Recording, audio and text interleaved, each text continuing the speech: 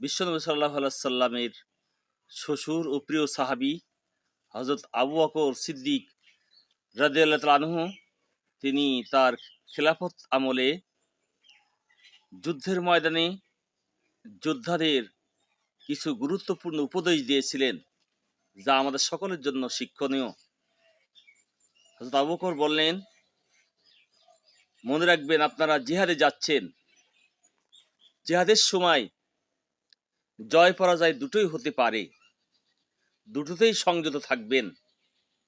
মনে রাখবেন আপনারা কোনো ভূমি দখল বা কাউকে দাসত্বের শৃঙ্খলে আবদ্ধ করতে যাচ্ছেন না।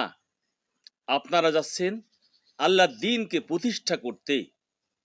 আপনারা যাচ্ছেন মানব জাতির জন্য কল্যাণ প্রতিষ্ঠা করতে। সবাই নীরবে দাঁড়িয়ে আছে। হযরত আবু বকর রাদিয়াল্লাহু তাআলা আনহু একটু থেমে আবার বলতে শুরু করলেন, সুতরাং বুঝতেই পারছেন জিহাদের ময়দানে মুসলমানের ভূমিকা কি।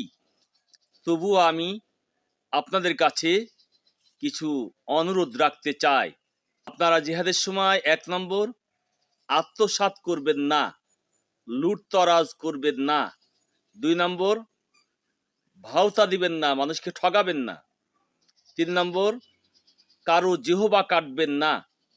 ৪ নম্বর, নারী হত্যা করবেন না, শিশু হত্যা করবেন না, দুর্বল বৃদ্ধদের হত্যা করবেন না।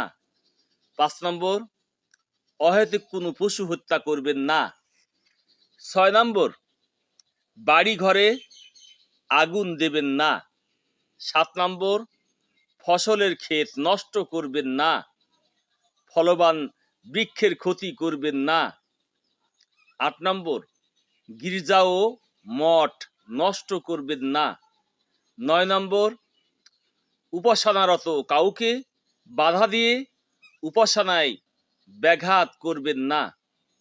১০ নম্বর, আর বিজয়ের পর উপহার সামগ্রী সাবধানে গ্রহণ করবেন এবং চিত্রাঙ্কিত পাত্রে দেয়া খাবার সাবধানে খাবেন। আমি আশা করি আপনারা আমার এই অনুরোধগুলো মনে রাখবেন। আপনারা দুনিয়ায় সম্মানিত জাতি, কোনো অন্যায় কাজ আপনাদের সাজে না। ইনশাআল্লাহ আপনারা বিজয়ী হবেন। প্রিয় নবীর হাতে বানানো পতাকার বিজয় হবেই। আল্লাহ হাফেজ। কথা বলতে বলতে খলিফার দু চোখে অশ্রু সিক্ত হয়ে আসে, কান্নায় ভেঙে পড়ে কণ্ঠ, চোখে ভেসে ওঠে যুদ্ধের করুণ চিত্র।